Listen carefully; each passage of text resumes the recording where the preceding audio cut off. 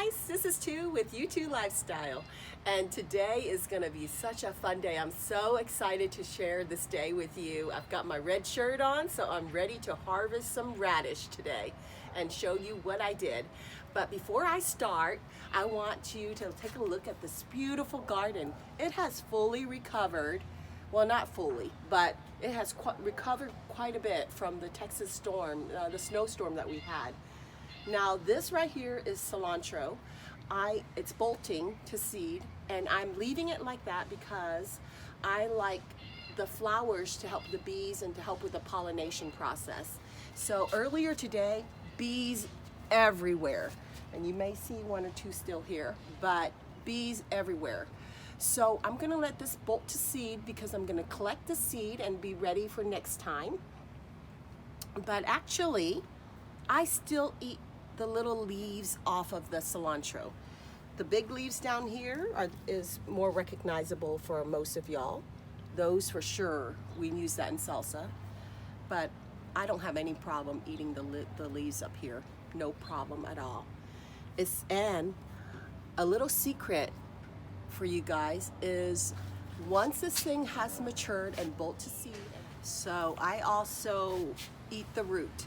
So when you pull this plant up, take the root and put it in your pho.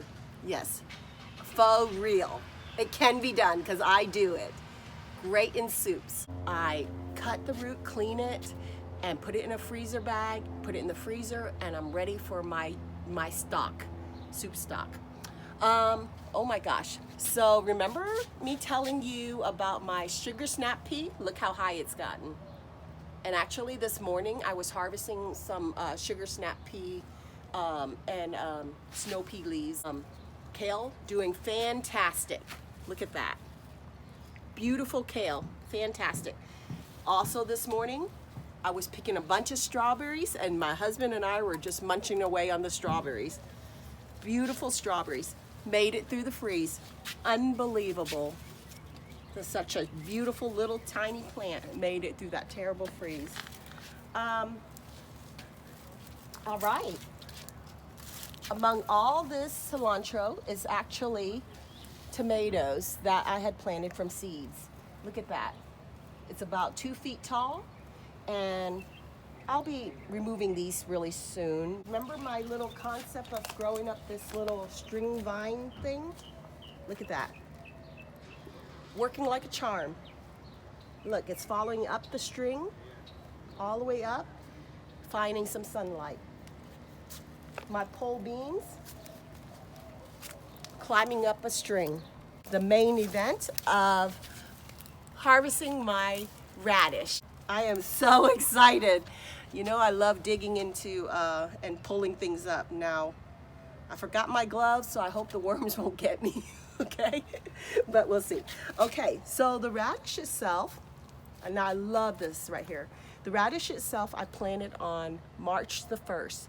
This radish is called a cherry bell radish, and it's a quick to mature radish. It should take about 24 days, and it's an heirloom radish, so this is a little bit longer than 24 days, but I love writing what I'm growing and the date in which I planted it, so I know exactly when I should be harvesting.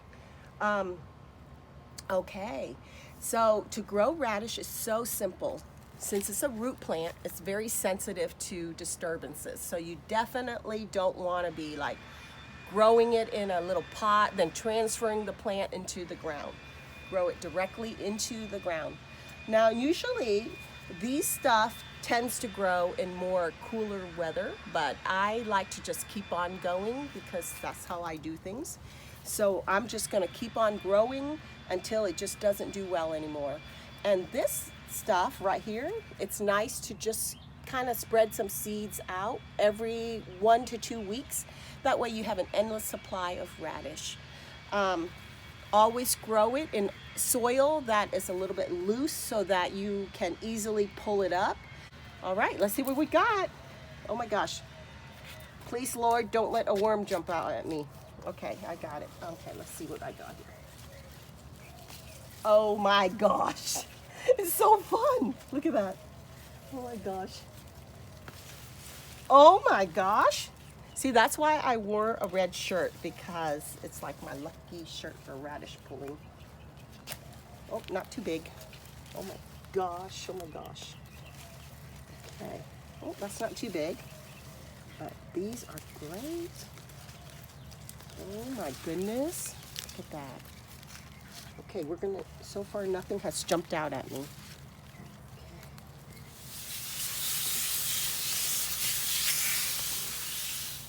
Oh my goodness, this is such a great harvest.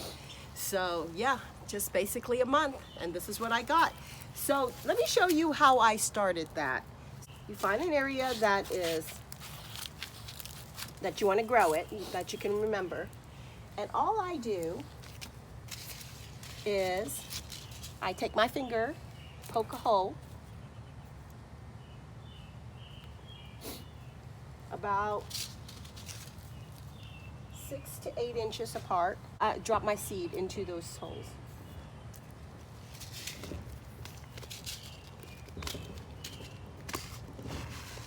Now I'm ready. Next month I should have some more. So here's the seeds right there. Drop it in there. And that's it. Drop it, barely do that. And that's it. All right, I'll see you next time. Make sure you like, subscribe, and share, and I will be making more videos to share with you. And I'll see you again. Happy gardening.